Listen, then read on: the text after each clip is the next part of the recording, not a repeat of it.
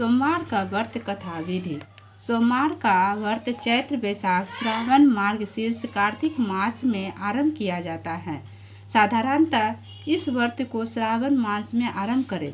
व्रत रखने वाली स्त्री पुरुष को चाहिए कि सोमवार को प्रातःकाल काले तिल का तेल लगाकर स्नान करे, विधि पूर्वक शिव जी का पूजन करे, प्रदोष 100 पार से पूजन का कर कम से कम एक माला भगवान शिव के पंचाक्षर मंत्र नमः शिवाय का जाप करें। मंत्र से पहले ओम लगाने से यह मंत्र 6 अक्षरों वाला हो जाता है।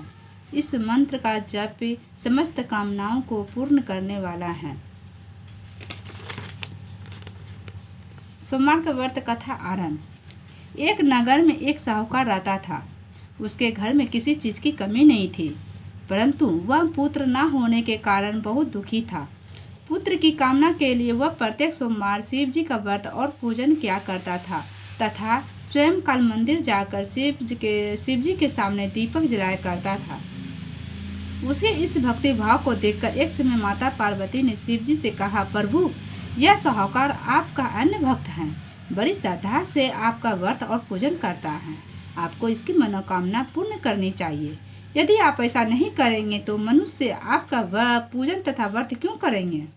माता पार्वती का ऐसा आग्रह देख शिव जी कहने लगे, हे पार्वती, इसी के भाग्य में पुत्र ना होने पर भी मैं इसको पुत्र की प्राप्ति का वर देता हूँ, परंतु वह 12 वर्ष तक ही जीवित रहेगा।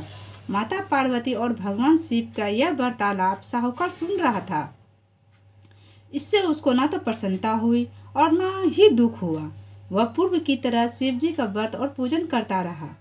कुछ समय बाद साहूकार के घर अति सुंदर पुत्र हुआ। साहूकार के घर में बहुत खुशी मनाई गई। साहूकार असली जानता था, इसलिए उसने ना तो अधिक प्रसन्नता प्रकट की और न ही किसी को यह भेद बताया। जब वह बालक 11 वर्ष का हो गया तो उसकी माता ने साहूकार से उसका विवाह करने के लिए कहा। साहूकार इसके लिए राजी नहीं हुआ।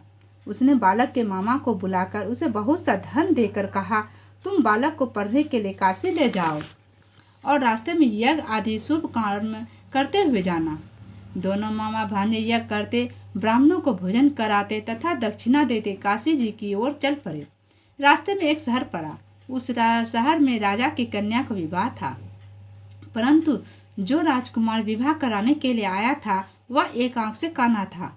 उसके पिता को इस बात की बड़ी चिंता थी कि कहीं राजकुमार को देख राजकुमारी तथा उसके माता पिता विवाह में किसी प्रकार का अड़चन पैदा ना कर दे। जब उसने सेठ के अति सुंदर लड़के को देखा तो मन में विचार किया कि क्यों न द्वारचार के समय इस लड़के से बर का काम चलाया जाए। ऐसा मन में विचार कर राजकुमार के पिता ने उस लड़के और उसके मामा से बात की। वे राजी हो गए। फिर उस साहूकार के लड़के को वर के कपड़े पहनाकर तथा घोड़ी पर बैठाकर कन्या के द्वार पर ले गए।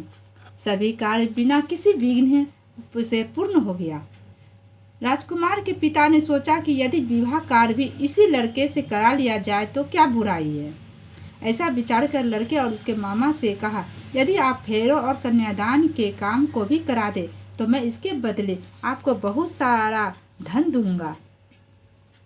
दोनों ने इसे सहर्ष स्वीकार कर लिया। विवाह कार्य अच्छी तरह से संपन्न हो गया।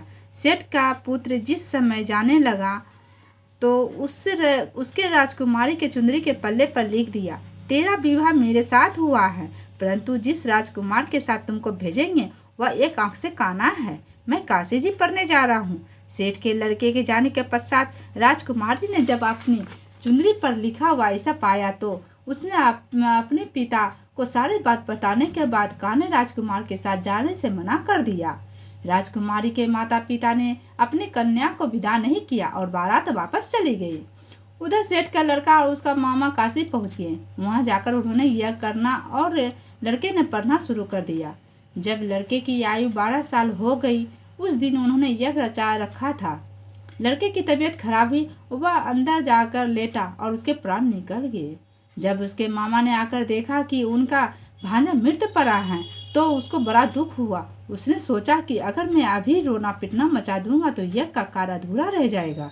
अतः उसने जल्दी से यह का कार्य समाप्त करवाकर ब्राह्मणों के जाने के बाद रोना पिटना शुरू कर दिया। संयोगवश उसी समय शिव पार्वती उधर से जा रहे थे। रोने और बिलाप की आवाज़ सुनकर वे वहां पहुंच गए। उन्होंने पाया कि वहां एक लड़का मृत्यु पड़ा था। माता पार्वती कहने लगे, महाराज, यह तो उसी सेठ का लड़का है जो आपके वरदान से उत्पन्न हुआ था। शिवजी ने कहा, हे पार्वती, इसकी आयु इतनी ही थी। तब पार्वती जी ने कहा, प्रभु, इस बालक को और आयु दे दो, नहीं तो इसके माता पिता तरफ तरफ कर मर जाएंगे। माता पार्वती के बार बार आग्रह करने पर शिवजी ने उसको जीवन का वरदान दिया। शिवजी की कृपा से वह लड़का जीवित हो गया। शिवजी और पार्वती कैलाश पर्वत की ओर चल गए। शिक्षा पूर्ण होने पर वह लड़का और उसका मामा उसी प्रकार यज्ञ आदि शुभ काम करते अपने घर की ओर चल पड़े। रास्ते में उस शहर में आए जहाँ की राजकुमारी से लड़के का विवाह हुआ था। वहाँ आकर उन्होंने यज्ञ आरंभ कर दिया।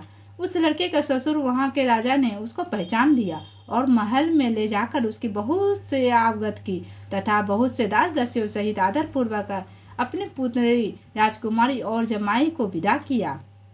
इधर साहूकार तथा उसकी पत्नी अपने पुत्र को सही सलामत लौट आया देखकर बहुत खुश हुए। जो कोई सोमवार को व्रत का धारण करता है अथवा इसी कथा को पढ़ता है या सुनता है, उसकी सभी मनोकामनाएं पूर्ण हो जाती है तथा इस लोक में नाना प्रकार का सुख भोगकर अंत में सदाशिव के लोक को प्राप्त होता है। नमः पार्वते पतये, हर हर महादेव।